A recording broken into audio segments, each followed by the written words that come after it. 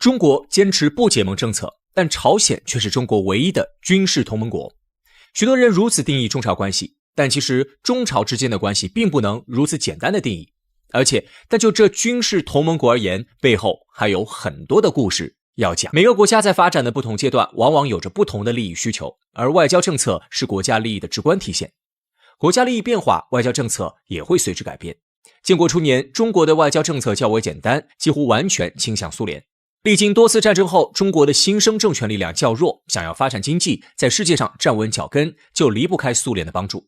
与此同时，以美国为首的西方国家对中国发动了全面封锁，中国在短时间内无法仅凭自己的力量突破封锁，且需要暂且寻求苏联的帮助。可见，倒向苏联是中国当时唯一的选择。但是，随着国际局势的不断变化，中国做出了新的决定，不结盟政策应运而生。从上世纪60年代开始，苏联的盟友阵营出现了持续性的动荡。一方面，苏联无法调和各国在观念上的矛盾，导致意识形态僵化，造成了社会主义阵营内部的分裂。另一方面，结盟严重透支了苏联的国力，也给各国的现代化发展埋下了隐患。苏联为各国营造出了繁荣的假象，可一旦失去苏联的援助，该国便会被打回原形，发展一落千丈。朝鲜就是最好的例子。中国将这些动荡看在眼里，深刻意识到在国与国的关系中，力量悬殊的结盟绝非长久之计。在国际形势发生变化的同时，国内形势也有了微妙的改变。80年代，改革开放的大幕缓缓拉起，中国经济腾飞，国力增强，拥有了更多话语权。而且，和平自主成为了我国外交的指导方针。在这两重作用力的推动下，1986年，中国将不结盟原则写入了政府工作报告。这意味着中国正式进入了不结盟的崭新时代。两极格局结束后，中国延续了这项政策，始终以独立自主的姿态活跃于国际舞台之上。不结盟的原则也为中国赢得了世界的尊重。但是有人敏锐地发现，中国的不结盟政策似乎有一个明显的漏洞，这个漏洞就是朝鲜。长期以来，中国与朝鲜的关系似乎格外密切，两国在军事领域的合作更格外引人注目，甚至有了几分同盟的意味。那么事实当真如此吗？其实从严格意义上来说，中国与朝鲜并不算是传统意义上的军事同盟。在军事问题上，中国始终秉持着谨慎的态度。但是中朝两国的确有着较为紧密的军事联系，两国关系也处于一种较为特别的状态中。国外有不少媒体将中朝两国定义为特殊关系，而这种特殊关系的起源要追溯到1961年。当时中国与苏联的关系逐渐微妙，为了最大限度保护本国利益，应对苏联，在经过慎重的思考后，中国决定与朝鲜签订一份文件，那便是中朝友好互助条约。而这份条约本质上是一份军事同盟协定。50年代朝鲜战争爆发时，为了捍卫领土，取得战争胜利，中朝两国曾以军事同盟的形式共同参战。而这份10年后的条约实际上延续了这份肝胆相照的盟军情谊。再加上中朝两国均属于社会主义阵营，本就是兄弟，因此在当时的中国领导人看来，这份协议不过是让中朝两国亲上加亲罢了。在特殊的时代背景下，这份条约一直延续了下来。但是随着80年代不结盟政策的提出，中朝两国的关系也进入了新的阶段。就法理上而言，军事同盟条约并未废除，但是就实际情况来说，中朝已经解绑，不再是盟友，而是有一定距离，但仍然维持着友好关系的伙伴。多年来，中朝两国的军事交流始终没有停止，在一些关键的国际政治问题上，中朝两国有时也会保持一致。朝鲜领导人逝世时，中国政府更是举办了极高规格的吊唁活动，从这些细节中都可以看出朝鲜对于中国的特殊性。而中国之所以格外优待朝鲜，是有很多理由的。首先，在军事领域，中朝的利益具有一致性。中朝领土接壤，两国命运相连，一旦朝鲜遭殃，中国势必受到波及。现如今，半岛局势动荡，台海问题尚未解决，中朝两国仍有军事合作的现实需要。朝鲜半岛的统一是横亘在韩朝两国间的最大问题，而为了遏制社会主义国家发展，美国利用韩国多次从中搅局，让朝鲜半岛不得安宁。近年来，美国的动作越来越大，加剧了半岛的紧张局势，提升了热战的可能性。而一旦朝鲜半岛爆发战争，美国势必会趁机扰乱中国边境。既然无法阻挡美国搞事，那么中朝两国便得更加谨慎，在军事领域的合作自然不能完全取消。其次，中国保持与朝鲜的友好关系，有利于平衡朝鲜半岛的地缘政治结构，维持区域稳定。虽本为一体，但韩国与朝鲜的发展却走向了截然不同的两个方向。上世纪80年代后，韩国经济以超乎想象的速度崛起，汉江奇迹的力量足以令世界惊叹。在国际外交舞台上，韩国更是迸发出了巨大的能量，与各国建立了良好的关系。可与此同时，朝鲜却陷入了最黑暗的时期。朝鲜经济蒙受重创，又彻底被逐出了世界体系，成为了一座孤岛。尽管近年来朝鲜的改革取得了一定成效，但在经济发展层面，朝鲜和韩国仍不是一个量级，差距较为悬殊。在这种情况下，中国不愿意盲目改变两国现有的关系。中国深知，倘若半岛局势继续失衡，那么最终中国也会受到消极影响。若将眼光放长远些，整个东北亚地区的和平与稳定都与朝鲜有密切关系。更何况，在利益之外，中朝两国的确有着深厚的民族感情。朝鲜战争是中朝两国情感的纽带，这种血与火之中铸造的友谊难以被抹去。出于以上种种原因，中朝之间才发现出了那份特殊关系。但是在深刻认识这种特殊性的同时，我们也不能忽略中朝关系的另一面。尽管中朝在军事上具有一定的同盟性质，政治联系也较为密切，但是这并不意味着中国与朝鲜之间没有冲突。在涉及原则的关键性问题上，中国从不含糊。由此，中朝关系的另一面也逐渐浮出水面。而中朝的核心矛盾就是朝核问题。在见识到核武器的威力之后，世界各国达成了共识，决定共同限制核力量发展。为了能够实现这一目标，各国聚在一起签订条约，承诺绝不扩散核武器。中国积极响应，朝鲜也表达了同意。条约签订时，朝鲜是一个无核国家，根据协议，朝鲜不能发展核武器，要确保半岛实现无核化。但是朝鲜却选择了无视协议，大力建设本国的核武力量。在朝鲜看来，没有核武器就等于没有安全感。朝鲜认为韩国背靠美国，而美国手握大量核武器，自己无依无靠，堪称人为刀俎，我为鱼肉。为了改变这种被动的状态，朝鲜甚至把发展核武器写入了国家法律，倡导一手抓核武，一手搞经济。可是无论有怎样的理由，朝鲜都不该公开违背约定，逆时代而行。纵然有再多无奈，中国还是选择了坚守底线，在核问题上一直保持自己的原则。由此可见，中国与朝鲜的军事联盟具有一定的历史原因，具体情况十分复杂，并不是一句简单的盟友可以概括的。现在中国依旧维系着与朝鲜的军事联系，但是在与原则相关的朝核问题上，中国依旧有所坚持，具有大国担当。朝鲜国运已经到了。面对这个存在感日益提高的神秘东亚小国，许多人的心里都会产生这样的疑问。而朝鲜的这一系列变化始于12年前，金正恩成为朝鲜的第3代领导人。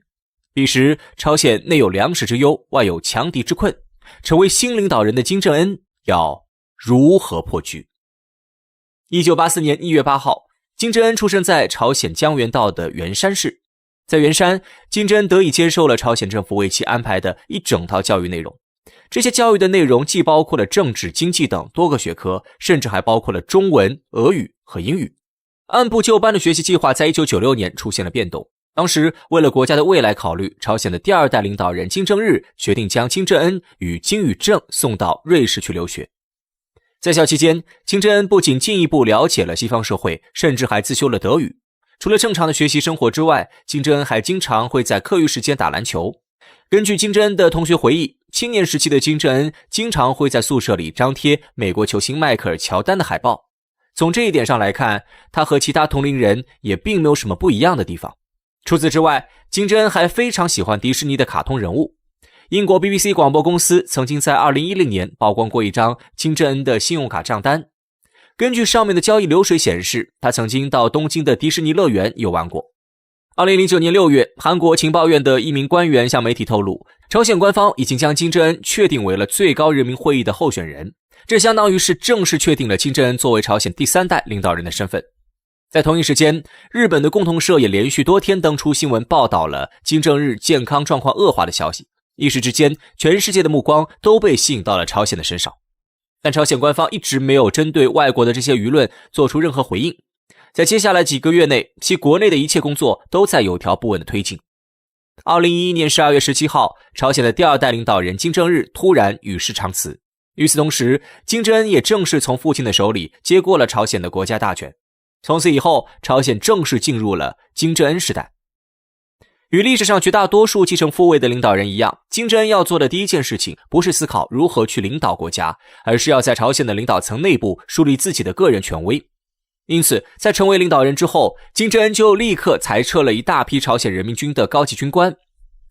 由于从金正日时代开始，朝鲜就不断推行先军政治思想，整个国家的建设都要给军队和国防工作让道，久而久之，一些军队当中的官员就形成了庞大的腐败集团。金正恩上台之后，严厉打击了这些军中的腐败分子，反腐的力度之大，层级之高，令许多朝鲜民众感慨不已。在金正恩上台之初，一些朝鲜人民军内部的老牌将领还不将这个领导人放在眼里，但他们很快就见识到了金正恩的霹雳手段。金正恩直接下令逮捕了自己的姑父张承泽。据可靠情报显示，张承泽曾经利用手中的权力为自己谋取私利，同时还大肆打压与自己意见不同的同志。在掌握了确凿证据之后，金正恩直接下令将张承泽处死。张承泽的死也彻底为金正恩在朝鲜人民内部树立了充足的威信。在稳定了军队的局势之后，金正恩终于可以着手推进自己的改革措施了。在朝中社公布的官方新闻画面中，金正恩身穿西装，脚蹬皮鞋，他的这一形象与朝鲜的前2代领导人形成了鲜明的对比。在相关的画面被发布之后，许多人都认为金正恩是一个十足的改革派领导人。在他的领导下，朝鲜有望实现自建国以来的经济腾飞。事实上，金正恩也的确将朝鲜的经济工作看成了所有工作中的头等大事。虽然金正恩也继承了其父先军政治的思想，但他也多次在公开场合表示，我们必须要让全国人民过上幸福的新生活。靠着自己在瑞士留学时所学的经济知识，金正恩开始在朝鲜内部推行了一系列的经济改革措施。他和朝鲜的农业专家发现蘑菇可以有效地替代部分粮食作物，如此一来，朝鲜苦难行军时期所积攒下的种种社会弊病就有望得到改善了。随即，金正恩下令在元山等多个城市兴建蘑菇加工厂。与此同时，朝鲜也加快了实现粮食自给战略的步伐。根据外国学者的估计，朝鲜在2017年左右就完全摆脱了粮食困境，这是金正恩时代对朝鲜社会带来的最为直观的改变之一。在逐步恢复了粮食供应之后，金正恩下令在朝鲜的各个城市陆续恢复博物馆、动物园、植物园等公共娱乐设施。如此一来，朝鲜人民的文化生活也得到了很大程度上的满足。另外，金正恩上台之后，也开始陆陆续续地推行朝鲜官方制定的一整套住房改善计划。按照这项计划的指标，那些建于金日成时代的居民楼将会被逐步翻新，重新分配给有需要的人。客观的来说，金正恩时代是朝鲜建国以来变化最快的一个时代。作为一个在瑞士留过学的领导人，金正恩曾经亲眼见证过西方工业文明给人们生活所带来的改变。曾经的朝鲜也的确靠着苏联老大哥的帮助步入过工业社会。然而，由于朝鲜没有自己的工业体系，曾经所有美好的生活和物质都随着苏联的解体而不复存在了。这些历史教训让金正恩深刻地意识到，朝鲜要想强大起来，就必须拥有一套完全属于自己的工业体系，否则整个国家就会始终处在一种危险的境地之中。可是，朝鲜只不过是一位位于东北亚的小国，要想让朝鲜人民靠着自己的力量来完成工业化，绝不是一件简单的事情。因此，要想实现发展，朝鲜就必须对外开放。这个时候，一个非常现实的难题摆在了金正恩的面前：朝鲜到底该如何实现自己开放和发展的目标呢？其实，金正恩一直都有意要为朝鲜打开国门，但国际上的大环境对朝鲜这个国家却相当不友好。以美国为首的西方国家更是对朝鲜保持着敌视的态度。曾经，金正恩希望从西方购进粮食来缓解朝鲜的危机，但这个正常的要求却被西方国家以联合国制裁为由给拒绝了。在美国与古巴的关系恢复正常化之后，金正恩也多次通过朝鲜方面的外交人员释放出想与美国缓和关系的信号，但当时的美国总统奥巴马却对金正恩的这些声音置若罔闻。转机出现在2016年，当时特朗普成为美国总统，这位酷爱出风头的美国总统在上台之后，立刻就展现出了对朝鲜的友好态度。特朗普表示，他并不介意与金正恩进行会晤，更希望美国与朝鲜之间的关系能够恢复到正常的状态之中。在听到了美国方面的表态之后，朝鲜官方也适时进行了回复。随后，金正恩便与特朗普进行了2轮会晤，双方不仅在媒体的面前握手谈笑，甚至还互寄了亲笔信。事实证明，金正恩对于美国这些靠选举出身的政客还是缺乏一定的了解。虽然特朗普嘴上答应了金正恩提出的各种要求，但美国政府却并没有将特朗普的这些话付诸实践。在与特朗普进行了会晤之后，美国方面几乎立刻就回绝了朝鲜提出的所有要求。直到这个时候，金正恩才逐渐明白过来，原来自己被特朗普当成了竞选拉票的工具。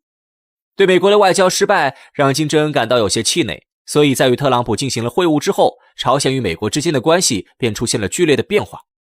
从此以后，朝鲜便加速向中俄两个大国靠拢，朝鲜人民军也不断向朝鲜半岛附近的海域试射火箭和导弹。这些频繁的军事动作让旁边的韩国和日本都感到格外紧张。2020年恰逢中国人民志愿军抗美援朝运动发起70周年，金正恩以极高的礼遇向中国方面的同志表达了谢意。2年后，当俄罗斯总统普京明确表示希望与朝鲜改善关系时，金正恩也立刻表达出了积极的态度。这意味着，在经过失败的尝试之后，金正恩的外交选择正在逐渐走向更完善的方向。从政治地位和个人权势上而言，金正恩的确是最牛的80后，但其背后所代表的责任与压力也同样困扰着这个小国的领导人。目前看来，金正恩合格地履行了自己的职责，在他的带领下，朝鲜正在稳步创造属于自己的未来。朝鲜的未来究竟要走向何方，或许并不完全是由金正恩决定的。朝鲜的发展之路也可能依旧充满各种坎坷与曲折，但在国际秩序变革的大背景之下，或许朝鲜人民也能获得属于自己的发展机遇。